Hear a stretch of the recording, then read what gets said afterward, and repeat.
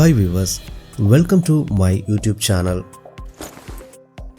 I am Sajeev, professional trader and mentor. நம்ம சேனல்ல ரெகுலரா பைனரி ஆப்ஷன் ட்ரேடிங் சம்பந்தமான clear cut explanation videos upload பண்ணிட்டு இருக்கேன். பைனரி ஆப்ஷன் ட்ரேடிங்ல நீங்க நெக்ஸ்ட் லெவல் போறதுக்கு இந்த சேனல் 100% உங்களுக்கு ஹெல்ப்ஃபுல்லா இருக்கும். சேனலை இன்னும் சப்ஸ்கிரைப் பண்ணலைன்னா சப்ஸ்கிரைப் பண்ணிக்கோங்க அண்ட் பெல் ஐக்கான் கிளிக் பண்ணிக்கோங்க. என்னோட ட்ரேடிங் ஸ்டைல் இண்டிகேட்டர் பேஸ் பண்ணி இருக்காது, full and full technical analysis base பண்ணி தான் இருக்கும். Price action, candlestick psychology, market movement, power of buyers and sellers and market structure, இதை பேஸ் பண்ணி தான் என்னோட ட்ரேடிங் இருக்கும். இதுதான் ப்ரொஃபஷனல் ட்ரேடிங் மெத்தட். இந்த வீடியோவில் ஐக்யூ ஆப்ஷனில் ட்ரேட் பண்ண போகிறேன். ஸ்டார்ட் பண்ணலாம். இங்கே ஓடிசியில் தான் ட்ரேட் பண்ண போகிறேன். ஓடிசி பேர் நான் இங்கே ஓப்பன் பண்ணி வச்சுருக்கேன். சில பேர்ஸ், இந்த பேர்ஸில் தான் நான் ட்ரேடு ப்ளேஸ் பண்ண போகிறேன். அந்த ட்ரேட் பண்ணுறதுக்கு நான் ஒரு ட்ரேடுக்கு $100 இன்வெஸ்ட் பண்ண போகிறேன். நீங்கள் ட்ரேட் பண்ணும்போது உங்களால் எவ்வளோ அமௌண்ட் அஃபோர்ட் பண்ண முடியுமோ அந்த அமௌண்ட்டை மட்டும் நீங்கள் இன்வெஸ்ட் பண்ணுங்கள். ஸோ ட்ரேடிங் ரிஸ்க் அதிகம், அதை எப்போவுமே மைண்டில் வச்சுக்கோங்க. ட்ரேடிங் ஈஸி சப்ஜெக்ட்டும் கிடையாது. ஸோ ப்ராப்பர் ப்ராக்டிஸ் இல்லாமல் நீங்கள் அமௌண்ட்டு இன்வெஸ்ட் பண்ணாதீங்க. வின்னிங் ரேஷியோ ரொம்ப ரொம்ப இம்பார்ட்டண்ட்டான ஒரு விஷயம். ஸோ இந்த ஈரோ யூஎஸ்டி ஓடிசி இந்த பேர் பார்த்தீங்கன்னா ஓவரால் ஸோ அப் ட்ரெண்டு தான் போயிட்டுருக்கு. லெஃப்ட் சைடில் லெவல்ஸ் இருக்கான்னா ரீசன்ட் லெவல்ஸ் எதுவுமே இல்லை. ஸோ லாஸ்ட்டு ஹையை நான் இங்கே ட்ரா பண்ணுறேன். அதாவது மார்க்கெட் இதுதான் பார்த்தீங்கன்னா நம்ம இதுக்கு முன்னாடி இந்த ட்ரெண்டு அப் ட்ரெண்டு போகிறதுக்கு முன்னாடி இருக்கக்கூடிய லாஸ்ட்டு ஹை இல்லையா, அதுக்கு முன்னாடி இருக்கா இல்லை. ஸோ இந்த ஹை பாயிண்ட்டை இப்போ பார்த்தீங்கன்னா இந்த இடத்துல பிரேக் பண்ணிவிட்டு இங்கே ஒரு நார்மல் இந்த லெவல் பார்த்தீங்கன்னா ஒரு எக்ஸ்ட்ரீம் லெவல்னு சொல்லலாம் இல்லையா. ஸோ இந்த லெவலை பையர்ஸ் பிரேக் பண்ணும்போது இந்த இடத்துல இங்கே அந்த அளவுக்கு செல்லர் ஆக்டிவாக இல்லை. பார்த்தீங்கன்னா சிங்கிள் செல்லர் கேண்டில் தான் இங்கே ஃபார்ம் ஆகிருக்கான். ஸோ இந்த லெவலை ஈஸியாக பையர் பிரேக் பண்ணி மார்க்கெட்டை மேலே கொண்டு போயிட்டுருக்கான். இப்போது இந்த இடத்துல இருந்து இங்கே இருந்து ஓரளவுக்கு கொஞ்சம் செல்லர் ஒரு மொமெண்டத்தை ஃபார்ம் பண்ணியிருக்கான். பட் அந்த லெவல் மார்க்கெட் மறுபடியும் வரும்போது ஒரு ஸ்ட்ராங் செல்லர்ஸ் வந்திருந்தாலுமே அகெயின் செல்லரால் கண்டினியூ பண்ண முடியல. இந்த இடத்துல பாருங்கள், மறுபடியும் சிங்கிள் செல்லர் அந்த மாதிரி தான் வந்துட்டுருக்கு. அண்ட் இங்கே இந்த லெவலை பிரேக் பண்ண உடனே ஒரு டபுள் டாப்பை ஃபார்ம் பண்ணியிருக்கு செல்லர். பார்த்தீங்கன்னா காமிக்கிறேன் கிளியராக. ஸோ இந்த இடத்துல பார்த்தீங்கன்னா ஒரு டபுள் டாப் பேட்டர்னை செல்லர்ஸ் ஃபார்ம் பண்ணியிருக்காங்க. அண்ட் அதுக்கப்புறம் என்ன ஆகுது, பையர்ஸ் அந்த டபுள் டாப் பேட்டர்னையும் பிரேக் அவுட் பண்ணி போகிறான். ஸோ ஆஃப்டர் பிரேக் அவுட் பாருங்கள், செல்லர்ஸ் ஒரு மொமெண்டத்தை ஃபார்ம் பண்ணுறான். சேம் அந்த டபுள் டாப் பேட்டர்ன் ஃபார்ம் ஆன அந்த லெவலில் இருந்து அகெயின் பையர்ஸ் என்ட்ரி ஆகிருக்கு. ஸோ இந்த இடத்துல நான் ட்ரேட் பண்ணுறதா இருந்தால் நான் செல்லருக்காக ட்ரேட் பண்ணுவேன். நான் ஆல்ரெடி இங்கே செல்லர்ஸ் மறுபடியும் இங்கே ஃபைட் பண்ணிகிட்ருக்கான். ஒரு டபுள் டாப் பேட்டர்ன்ஸ், அதுக்கப்புறம் மறுபடியும் ஒரு மொமெண்டம் ஃபார்ம் ஆகி சேம் லெவல்லேருந்து பையர் வந்திருக்கு. ஸோ பையர் வந்ததுக்கப்புறம் பாருங்கள், நான் இங்கே செல் போகிறேன். ஸோ இந்த பையர்ஸ் வந்திருக்கானா, இந்த பையர்ஸ் வந்ததுக்கப்புறம் மறுபடியும் செல்லர் பாருங்கள் ஸ்ட்ராங் ஃபைட் பண்ணி அதுக்கப்புறம் ஒரு செல்லர் கேண்டலை ஃபார்ம் பண்ணியிருக்கேன். ஸோ இங்கே இந்த கேண்டில் ஒரு ரீட்ரேஸ்மெண்ட் கேண்டலை நான் பார்க்குறேன். செல்லர் கண்டினியூ பண்ணுவோம் அப்படிங்கிறதுனால இங்கே புட் ஆப்ஷன் கொடுத்துருக்கேன். ஸோ என்னோடய ப்ரெடிக்ஷன்ஸ் படி இங்கே செல்லர் கேண்டில் ஃபார்ம் ஆகணும்.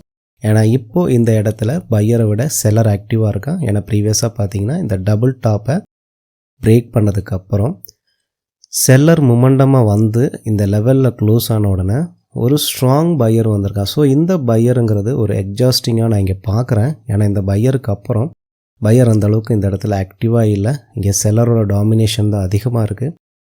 அதனால் இங்கே செல்லர்ஸ் கீழே கொண்டு போகிறதுக்கு அதிக சான்சஸ் இருக்குது.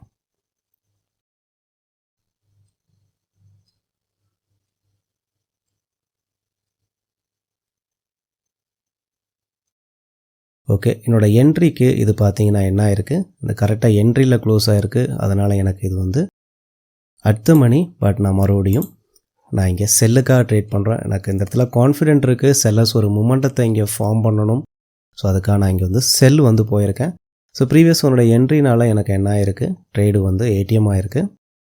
ஸோ நீங்கள் ஏன் செல்லர்ஸ் எக்ஸ்பெக்ட் பண்ணுறேன், ஒருவேளை இந்த இடத்துல பையர் வந்தாலும் நான் கான்ஃபிடென்ட்டாக அடுத்த கேண்டில் இந்த இடத்துல செல்லர்ஸ் வந்து இங்கே கண்டினியூ பண்ணுறதுக்கு அதிக பாசிபிலிட்டிஸ் இருக்குது. ஒருவேளை இங்கே இந்த ஒரு டோஜியோட என்ட்ரி லெவலில் கரெக்டாக க்ளோஸ் ஆகிருக்கிறனால ஒருவேளை இங்கே பையர் வந்தாலும் அடுத்த கேண்டில் நான் கண்டினியூவாக ஒரு 3 ட்ரேடு வந்து ப்ளேஸ் பண்ணுவேன் கான்ஃபிடென்ட்டாக. ஸோ டெக்னிக்கல் அனாலிசிஸ் நீங்கள் ப்ராப்பராக பண்ணிங்க அப்படின்னா உங்களால் வந்து ஒரு ப்ராஃபிட்டபிள் ட்ரேடராக உங்கள் ஜர்னியை வந்து நீங்கள் கண்டினியூ பண்ண முடியும். ஸோ அனாலிசிஸ் வந்து ஸ்ட்ராங்காக இருக்கணும். இப்போ நான் இங்கே ட்ரேட் எடுத்த அனாலிசிஸ் வந்து ரொம்ப கிளியராக நான் எங்கே இருந்து நான் வந்து ஸ்டார்ட் பண்ணேன், இதை எந்த இடத்துல இருந்து நான் அனலைஸ் பண்ண ஆரம்பித்தேன் அப்படிங்கிறத நான் காமிக்கிறேன். ஸோ ஓவரால் ட்ரெண்டு இப்போ அப் ட்ரெண்டு போயிட்டுருக்குங்கிறத ஃபஸ்ட்டு நான் பார்க்குறேன். சரி, எனக்கு லெஃப்ட் சைடில் லெவல்ஸ் இருக்கா? ஸோ லெஃப்ட் சைடில் எந்த லெவலும் இல்லை. ஸோ இதுக்கு முன்னாடி ப்ரைஸ் வந்து அப் ட்ரெண்டு ஸ்டார்ட் ஆகுறதுக்கு முன்னாடி இருக்கக்கூடிய ஹை பாயிண்ட் எதுன்னு பார்க்குறேன். இந்த இடத்துல வந்து பார்த்தீங்கன்னா ப்ரைஸ் இது வரைக்கும் போயிருக்கு. ஓகே, இதுதான் இருக்கா? இதுக்கு முன்னாடி மேலே போயிருக்கா? இல்லை. சரி, அப்போது இது பார்த்தீங்கன்னா இந்த மார்க்கெட் மேலே வருது அப்படின்னா ஆக்சுவலி இந்த லெவலுங்கிறது இப்போ இந்த மார்க்கெட் இந்த இடத்துல வரும்போது இந்த லெவலுங்கிறது ஒரு எக்ஸ்ட்ரீம் லெவல், அதுதான் இருக்கக்கூடிய ஹையஸ்ட் பாயிண்ட். இதில் தான் வந்து பார்த்திங்கன்னா மேக்ஸிமம் ப்ரைஸ் இது வரைக்கும் போயிருக்கு. சரி, அந்த லெவல் வரும்போது மார்க்கெட் எப்படி ரியாக்ட் பண்ணியிருக்குன்னு பார்க்குறேன். அதோட ரியாக்ஷன் நீங்கள் இங்கே பார்த்தா தெரியும். இது ஒரு எக்ஸ்ட்ரீம் லெவல் தான். பட் இந்த எக்ஸ்ட்ரீம் லெவலில் செல்லர் அந்த அளவுக்கு ஆக்டிவ் இல்லை. பையர்ஸ் வந்து கிளியராக மார்க்கெட்டை மேலே கொண்டு போகிறான். செல்லர் வந்தாலும் சிங்கிள் செல்லர் இப்படி தான் வந்து சிங்கிள் கேண்டில் மட்டும்தான் இங்கே வந்து பார்த்திங்கன்னா ஃபார்ம் ஆகிட்டு. அதுக்கப்புறம் பாருங்கள், ஒரு இடத்துல இருந்து மார்க்கெட் வந்து மேலே போகும்போது அதுக்கு நெக்ஸ்ட் இந்த எக்ஸ்ட்ரீம் லெவலுக்கு அப்புறம் இந்த லெவலுக்கு அப்புறம் நெக்ஸ்ட் செல்லர் அதிகமாக வர்றதுக்கு எங்கே ட்ரை பண்ணோம் அப்படின்னு கேட்டிங்கன்னா இந்த இடத்துல. ஸோ இந்த பாயிண்டில் என்ன பண்ணியிருக்கான் செல்லர்ஸ் பாருங்கள், இங்கே வந்து பார்த்தீங்கன்னா ஃபைட் பண்ணதுக்கப்புறம் இங்கே ஒரு மூமெண்டத்தை ஃபார்ம் பண்ணியிருக்கான் இல்லையா? சரி, இந்த மூமெண்டம் ஃபார்ம் ஆன இந்த லெவலில் எப்படி எக்ஸ்பெக்ட் பண்ணியிருக்கு மறுபடியும் மார்க்கெட்னு நான் பார்க்குறேன். மறுபடியும் அந்த இடத்துல வந்த உடனே செல்லர் ஸ்ட்ராங்காக என்ட்ரி ஆயிருக்காம். இருந்தாலும் இந்த லெவலை பையர் பிரேக் பண்ணான். ஸோ பிரேக் பண்ண உடனே இந்த லெவலை பிரேக் பண்ண உடனே இங்கே ஒரு டபுள் டாப்பு வந்து செல்லர் ஃபார்ம் பண்ணு. ஸோ டபுள் டாப்பு நமக்கு தெரியும், நான் நிறைய வீடியோஸில் நான் உங்களுக்கு சொல்லியிருக்கேன். ஒரு டபுள் டாப் பேட்டர்னுங்கிறது செல்லர்ஸ் வந்து அவனோட இன்ட்ரெஸ்ட்டை காமிக்கக்கூடிய ஒரு பேட்டர்ன். மார்க்கெட்டை ஒரு அப் ட்ரெண்டு போகும்போது ஒரு டபுள் டாப் கிரியேட் ஆகுது அப்படின்னா செல்லர் ஒரு ரிவர்சலை கொடுக்கறதுக்கு அவனோட இன்ட்ரெஸ்ட்டை காமிக்கிறான் அப்படிங்கிறது அர்த்தம். ஒரு டபுள் பாட்டம் பேட்டர்ன் ஃபார்ம் ஆகுதுன்னா பையர் தன்னோட இன்ட்ரெஸ்ட்டை காமிக்கிறான் மார்க்கெட்டை அவனோட டைரெக்ஷனுக்கு கொண்டு போகிறதுக்கு. ஸோ இந்த இடத்துல செல்லர் அவனோட இன்ட்ரெஸ்ட்டை காமிச்சிருக்கான். ஸோ காமிச்சதுக்கப்புறம் என்ன ஆகுது, பையர்ஸ் இங்கே பிரேக் அவுட் பண்ணுது.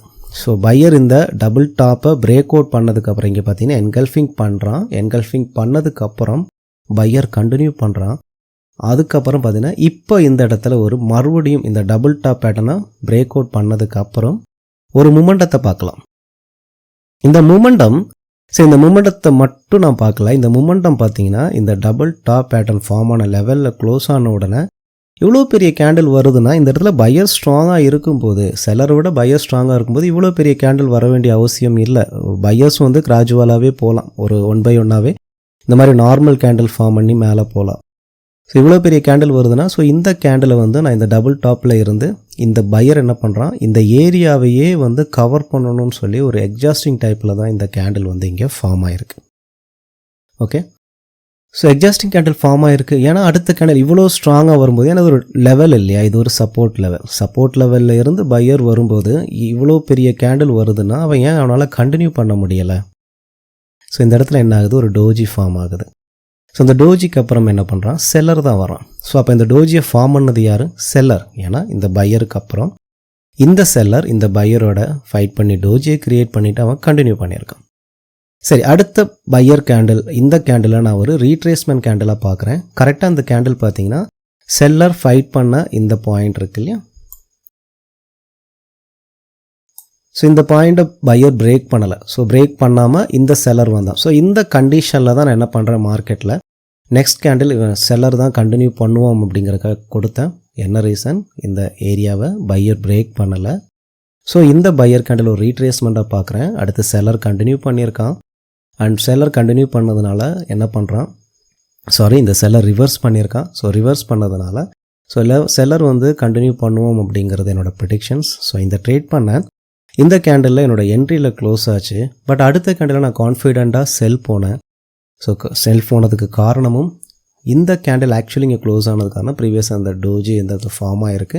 ஸோ அந்த டோஜி ஃபார்ம் ஆன இந்த லெவலில் கரெக்டாக பையர் என்ட்ரியாக ரிஜெக்ஷன்ஸ் கொடுத்துருக்கான், அவ்வளோதான். பட் அடுத்து செல்லர் தான் கண்டினியூ பண்ணுவோன்னு சொல்லி அடுத்த கேண்டிலில் ட்ரேட் பண்ணேன். ஒருவேளை இந்த இடத்துல சம்டைம் அதனால தான் வந்து நான் காம்பவுண்டிங் பண்ணும்போது ஒரு டைப்பில் ட்ரேட் பண்ணுவேன். ஸோ நார்மல் ட்ரேட் பண்ணும்போது ஒரு டைப்பில் ட்ரேட் பண்ணுவேன். காம்பவுண்டிங் சப்போஸ் இந்த இடத்துல நான் காம்பவுண்டிங் பண்ணுறதா இருந்தால் இந்த கேண்டில் நான் ட்ரேட் பண்ணியிருக்க மாட்டேன், வெயிட் பண்ணியிருப்பேன். இந்த கேண்டில் ஒரு வேளை பையர் வருதா செல்லர் வந்து நான் வெயிட் பண்ணியிருப்பேன்.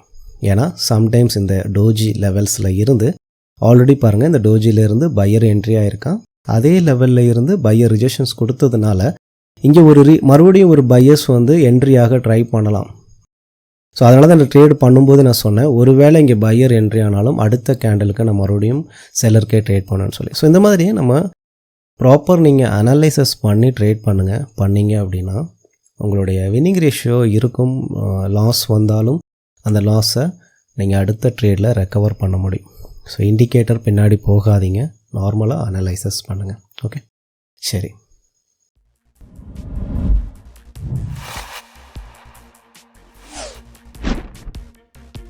நம்ம சேனல் மெம்பர்ஷிப்பில் இன்னும் ஜாயின் பண்ணலைன்னா ஜாயின் பண்ணிக்கோங்க.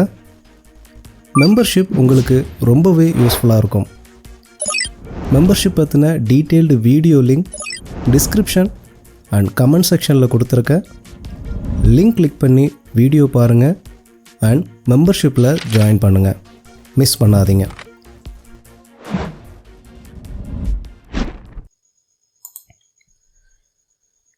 ஸோ இந்த பேரு ஓகே, இது பார்த்தீங்கன்னா அப் ட்ரெண்டு போன மார்க்கெட் இப்போ வந்து ஒரு டவுனை வந்து க்ரியேட் பண்ணியிருக்கு. இப்போ ஒரு டவுன் ட்ரெண்டு வந்துட்டுருக்கு. ஓகே, ஸோ ஃபஸ்ட்டு இந்த டவுன் ட்ரெண்டில் நான் இந்த இடத்துல ஜஸ்ட் ஒரு ட்ரெண்ட் லைனாக ட்ரா பண்ணுறேன்.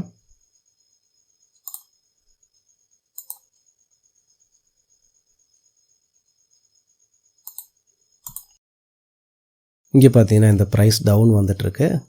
இப்போ லெஃப்ட் சைடில் ஒரு ஸ்ட்ராங் லெவல்ஸ் ஏதாவது இருக்கா அப்படிங்கிறத பார்ப்போம்.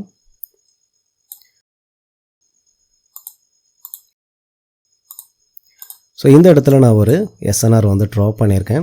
ஏன் ட்ரா பண்ணேன் அப்படின்னா, ஃபஸ்ட் விஷயம் பார்த்தீங்கன்னா இது ஒரு ஸ்ட்ராங்கான ஒரு செல்லர் மூமெண்டம் வந்திருக்கு இல்லையா. அந்த ஸ்ட்ராங் செல்லர் மூமெண்டத்தை ஸ்டாப் பண்ணி இந்த இடத்துல ஒரு டிமாண்ட் ஆகிருக்கு. அந்த டிமாண்டுங்கிறது வந்து ரொம்ப ஸ்ட்ராங்காக மேலே போயிருக்கு.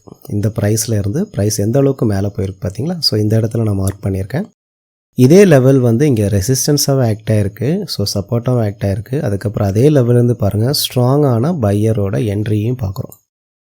சரி, இந்த லெவலில் மார்க்கெட் எப்படி ரெஸ்பெக்ட் பண்ணியிருக்கு அப்படின்னு பார்த்தீங்கன்னா பாருங்கள், இந்த லெவல் வந்த உடனே இங்கே பையர் ரிவர்ஸ் பண்ணியிருக்கான்.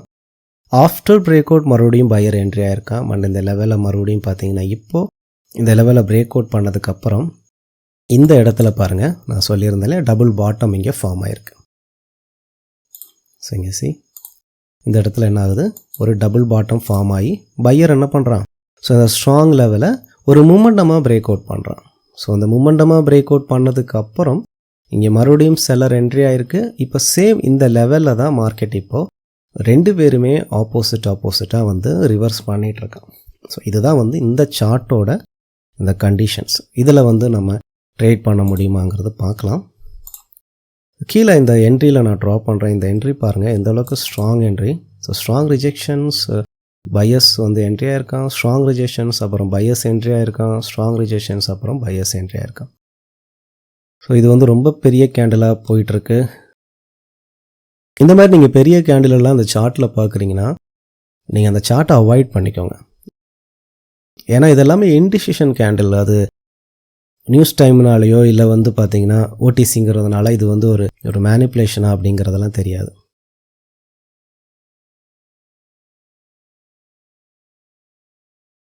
ஸோ நார்மலாக வந்து இந்த கேண்டில் ஃபார்ம் ஆகலை. ஸோ அந்த சார்ட்டை வந்து நான் சொல்லியிருக்கேன், இதோட கண்டிஷன் இது தான். ஸோ இந்த இடத்துல இப்போ நான் ட்ரேட் அவாய்ட் பண்ணுறேன், ஏன்னா இங்கே சம்மந்தம் இல்லாமல் கேண்டில் வந்திருக்கு. ஸோ அடுத்த பேர் பார்க்கலாம்.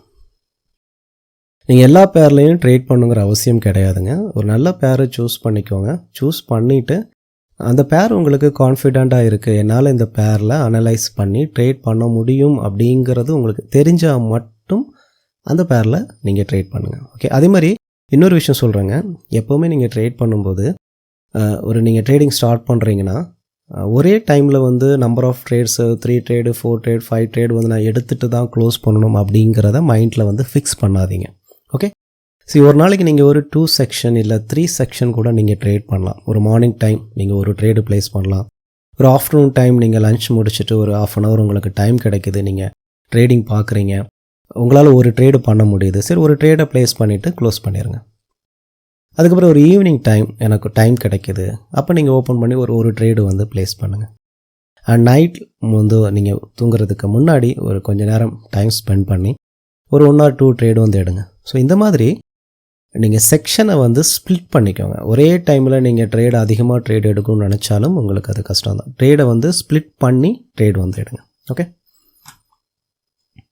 ஸோ இப்போ நான் வந்து பார்த்தீங்கன்னா மார்னிங் 5:45 நான் இப்போ ட்ரேட் பண்ணிகிட்ருக்கேன்.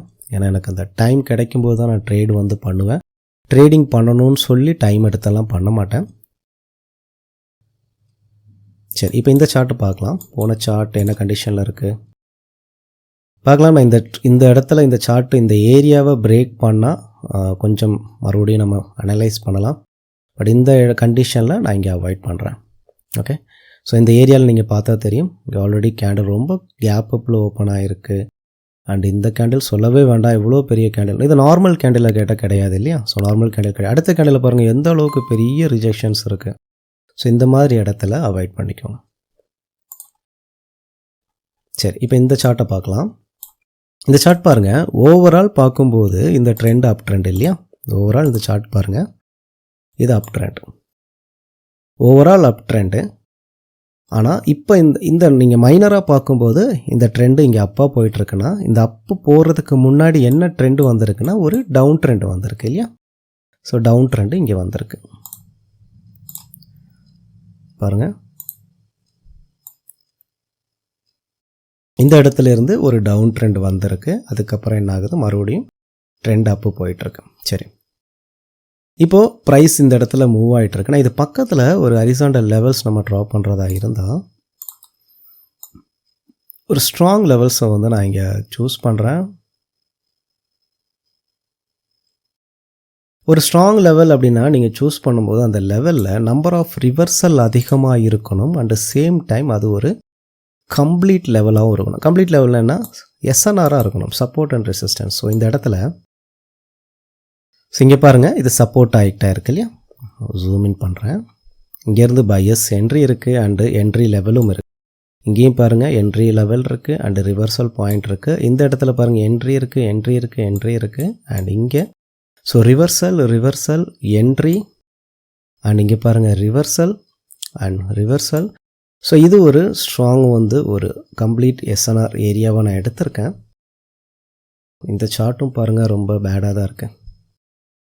இந்த சார்ட் நீங்கள் பார்க்கும்போது கிளியராக தெரியுதா? இந்த இடத்துல பாருங்கள், மேக்ஸிமம் பார்த்தீங்கன்னா டோஜி எப்போ வரும்னு கேட்டிங்கன்னா அவங்க ஒரு ஆப்போசிட் பார்ட்டி ஸ்ட்ராங்காக ஃபைட் பண்ணும்போது டோஜி வரும். ஆனால் இந்த மாதிரி வந்து கண்டினியூவாக அடிக்கடி டோஜி வந்திருக்கு அப்படின்னா அந்த சார்ட்டில் வந்து ப்ராப்பராக இல்லைன்னு அர்த்தம். இங்கே பாருங்கள், டோஜி கண்டினியூவாக அடுத்தடுத்து வந்திருக்கு அண்ட் அது போக கேப் அப்ஸ் இருக்குது, கேப் டவுன் இருக்குது, சேம் பெரிய கேண்டில் சடனாக வந்திருக்கு.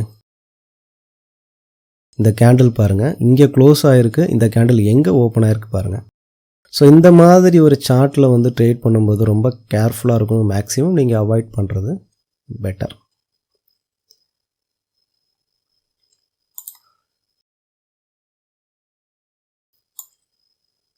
ஓகே, இந்த சார்ட் பாருங்கள், இதை வந்து இப்போ வந்து அப் ட்ரெண்டு போயிட்டுருக்கு இல்லையா? ஸோ அப் ட்ரெண்டு போயிட்டுருக்கு. ஸோ இந்த அப் ட்ரெண்ட் இந்த இடத்துலேருந்து ஸ்டார்ட் ஆகிருக்கு. ப்ரீவியஸாக பார்த்தீங்கன்னா ஒரு டவுன் வந்திருக்கு. இப்போ இந்த மார்க்கெட் இங்கே ரன் ஆகிட்டுருக்கு. நீங்கள் ஜூம் அவுட் பண்ணி பார்த்தா தெரியும், இந்த இடத்துல வந்து நம்பர் ஆஃப் ரிவர்சல் வந்து ஈஸியாக வந்து நம்ம விசிபிளாக தெரியுது பாருங்களேன். இங்கே ரிவர்ஸ் ஆகிருக்கு, இங்கேயும் ரிவர்சல் இருக்குது, இந்த இடத்துல பார்த்தீங்கன்னா ரிவர்சல் தெரியும் அண்ட் இங்கேயும் ரிவர்சல் இருக்குது. இது விசிபிளாக தெரிகிற மாதிரி நான் சும்மா ஒரு லெவல் வந்துச்சேன். இப்போ நம்ம ஜூம் இன் பண்ணி அதை வந்து லைட்டாக அட்ஜஸ்ட் பண்ணிக்கலாம்.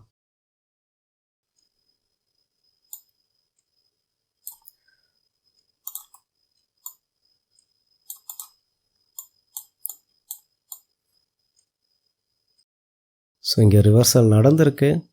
அண்ட் இந்த இடத்துலையும் பார்த்தீங்கன்னா ரிவர்சல்ஸ் வந்து மேலே இருக்குது. நான் கொஞ்சம் இதை பண்ணிக்கிறேன். எஸ். ஸோ ரிவர்சல் சேம் பாயிண்ட்லேருந்து ரிவர்சல்.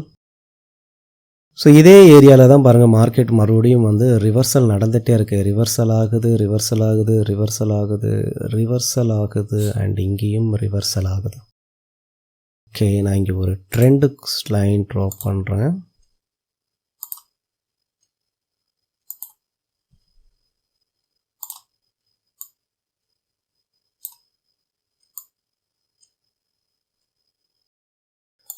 ஸோ இங்கே ஒரு ட்ரெண்ட் லைன் ட்ரா பண்ணியிருக்கேன். இங்கே ஒரு ஸ்ட்ராங் மொமெண்டம் க்ரியேட் ஆகிருக்கு. இந்த இடத்துல ரிவர்சல் இருக்குது.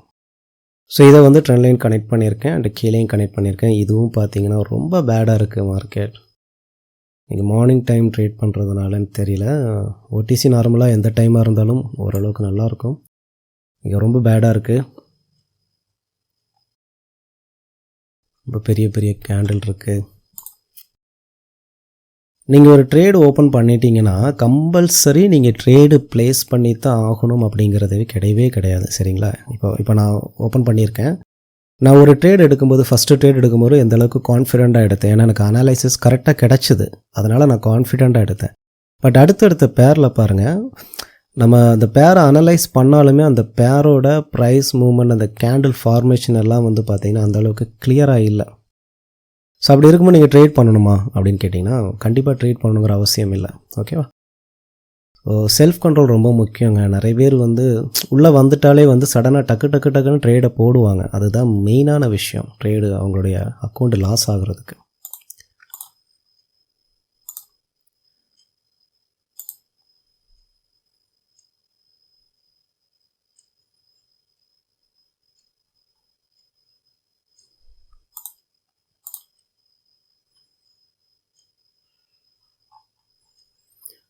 நார்மலாக உங்களுக்கு ஒரு சார்ட் நல்லா இருக்கா, அந்த கேண்டில் நல்லா ஃபார்ம் ஆகுதா அப்படிங்கிறது எப்படி தெரிஞ்சுக்கலான்னா சிம்பிள், நீங்கள் 5 செகண்ட் மாற்றுங்க.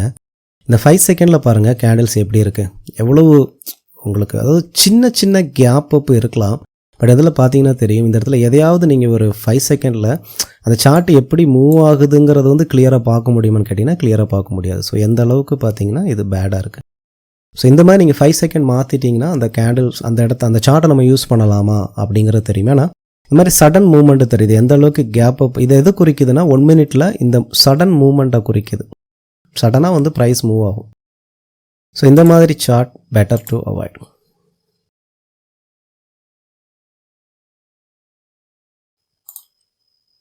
ஓகே, இது மார்னிங் டைம் சார்ட்டெல்லாம் பேடாக தான் இருக்குது. நான் அதனால் இதை வந்து நான் அவாய்ட் பண்ணுறேன். ட்ரேடிங் வந்து எல்லா டைம் எடுக்கணுங்கிற அவசியம் இல்லை. சப்போஸ் வேறு பேர் இருந்தால் கூட எடுக்கலாம். பட் இருக்கிறது 4 பேர் தான் ஓடிசியில் இருக்குது. அதனால் நான் இங்கே ட்ரேட் இதோட ஸ்டாப் பண்ணுறேன். ஓகே, பாய்.